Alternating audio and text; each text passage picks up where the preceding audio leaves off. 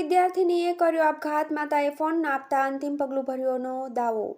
સુરતમાં વધુ એક આપઘાતની ચોંકાવનારી ઘટના સામે આવી છે। માતા પિતાએ મોબાઈલ વારંવાર જોવાની ના પાડી ઠપકો આપતા લાગી આવતા ધોરણ 8 અભ્યાસ કરતી વિદ્યાર્થીનીએ ગળાફાંસો ખાઈ આપઘાત કર્યો હતો। હાલ પોલીસે આ મામલે ગુનો નોંધી વધુ તપાસ હાથ ધરી છે। માતા પિતાએ મોબાઈલને લઈને ઠપકો આપ્યો હતો। મળતી માહિતી અનુસાર શહેરના પાંડેસરા વિસ્તારમાં આવિર્ભાવ સોસાયટીમાં રહેતા નિશા પરિવારની ધોરણ 8માં અભ્યાસ કરતી દીકરી છેલ્લા લાંબા સમયથી મોબાઈલની લતે ચડી હતી। મોબાઈલ વગર કોઈ પણ કામ કરતી ન હતી, જેને લઈને માતા પિતાએ ઠપકો આપ્યા બાદ તેની પાસેથી મોબાઈલ છીનવી લીધો હતો અને મોબાઈલ નહીં ચલાવવા બાબતે સમજાવવાનો પ્રયાસ કર્યો હતો। મોબાઈલ નહીં ચલાવવા બાબતે લાગી આવતા દીકરીએ માતા પિતાની ગેરહાજરીમાં આવેશમાં આવી જઈ ગળાફાંસો ખાઈ આપઘાત કર્યો હતો। આ ઘટનાની જાણ થતાં પોલીસે તાત્કાલિક ઘટના સ્થળે દોડી આવી આ મામલે ગુનો દાખલ કરી વધુ તપાસ હાથ ધરી હતી।